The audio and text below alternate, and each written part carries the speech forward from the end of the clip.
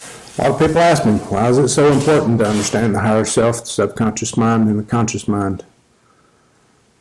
Well, the reason for all that is that the higher self and the subconscious mind, it's all the time trying to show us how to become whole on the inside. It's all the time trying to guide us back to that inner peace which some of us experienced when we were children.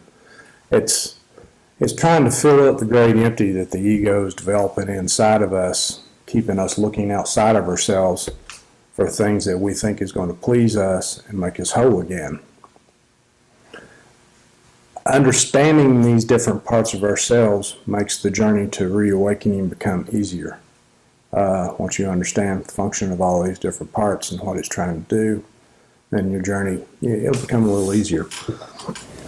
You see this symbol right here? This is known as the caduceus.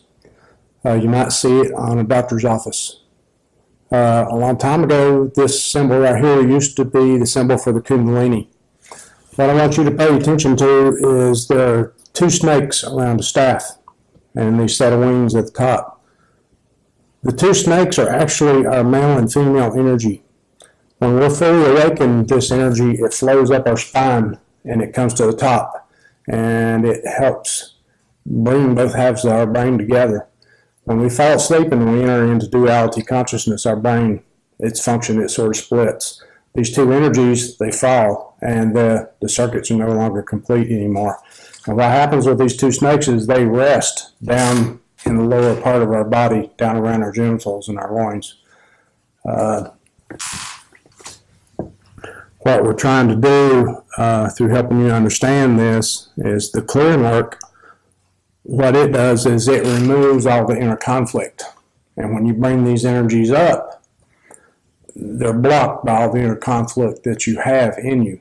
These are isms and schisms, things taught to you by your schools, by your ancestors, by your parents. It's all sorts of stuff that we learn as we're children. When we break those rules that we have inside of ourselves, the inner conflict takes over. And then to live with ourselves, we have to split. Once this split takes place and it happens, our awakened conscious mind, which I'm talking to you with right now, this is the mind, the part of us we go out into the everyday world with and go to work and talk to other people with, it sort of takes the forefront. And the subconscious mind, it steps forward when we're dreaming.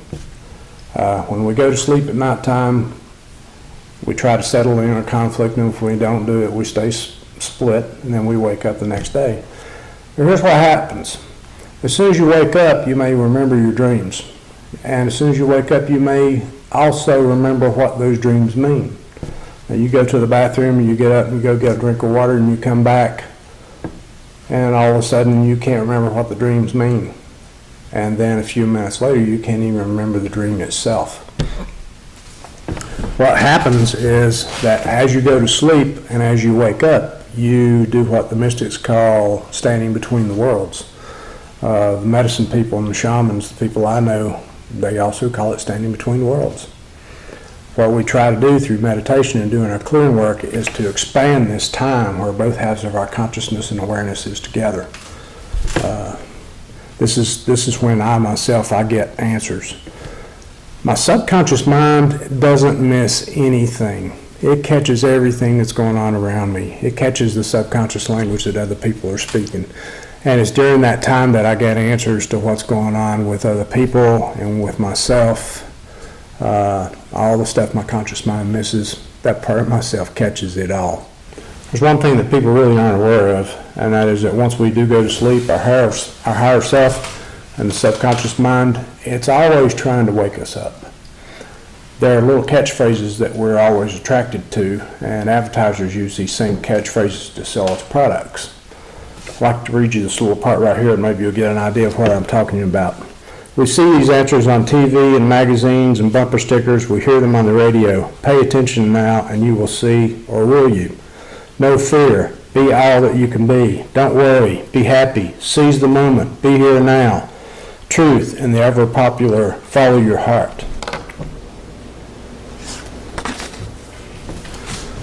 If you aren't going to be paying attention to these little catchphrases and trying to figure out what your subconscious and your higher self is trying to tell you and teach you, then you have no choice but to enter drama and conflict at different levels with people around you in the outside world. This is just one of the things that happens to us. Before we were born, we agreed to come here and learn. Going after your spiritual growth and awareness straight up, that's the easy way. For people who don't go after it, who don't chase it down, their higher self, their subconscious, they put them into drama and conflict with other people. Another thing to pay attention to, we've all seen these couples that get together, and when you look at some of these couples, they're like polar opposites of each other. You know, you may know both these people, and there's no way in hell you could ever see these two getting together, but yet they do get together, and they do quite well for some time.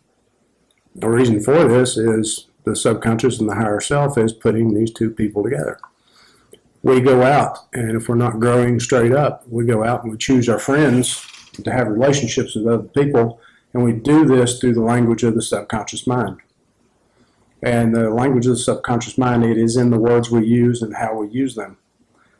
If any of you know any psychologist or you studied psychology, you know that we as human beings, we do things all the time that we're just at a loss for why the hell did we do that? Or why do we choose these people over here?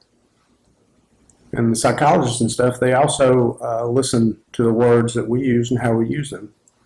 You've all heard of things called a Freudian slip. Well, these other words and how we use them, this is how we pick the players in our dramas and our conflict. Our subconscious mind and our higher self, they're putting out through this language the fact that we as people need other people in our lives to play certain parts in our dramas and conflicts so we can learn about ourselves. And the majority of all of these dramas and conflicts that we're having to learn through are about facing our fears. So we're actually going out into the world when we have no friends or we have no lovers, and we're asking them at the subconscious level, you know, I have this fear, and I really need to overcome this. Will you help me with it? And that's when all these people get together in these little groups, the cliques or the family units. This is what we're actually after, and this is what we're actually doing, and we're doing it without even realizing it. Most people in our world, they don't want to go after spiritual growth straight up. They don't want to grow at all. They also don't want to be involved in drama and conflict with their lovers or their close friends. So there's only one alternative for people like this, and this is the majority of the people in the world. These are people who will gather together in groups, and they will learn their last lessons as a herd. They will go out and join organizations or groups bigger than themselves. We all see that there's political systems, there's sports systems, there's religious systems, there's all these groups and things that we can use. And they're the three major ones are sports, politics, and religion, and I call those pacifiers because we try to use those pacifiers to occupy our time so that we don't have to grow. The truth is, we're seeing our dramas and conflicts through these organizations because we get in there and we oppose other things with these organizations. And in one way, we're trying to pass on our responsibility for our actions to the group when really that's not something that we can actually do. What happens is if we don't grow even with those organizations, then our dramas and conflicts, they will increase as a group and as a herd. And we've seen it all through history happen on a grand scale over and over and over again.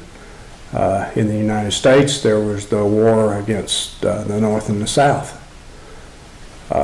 Later on, when things quietened down a little bit, then there was the prejudice and racism between the blacks and the whites.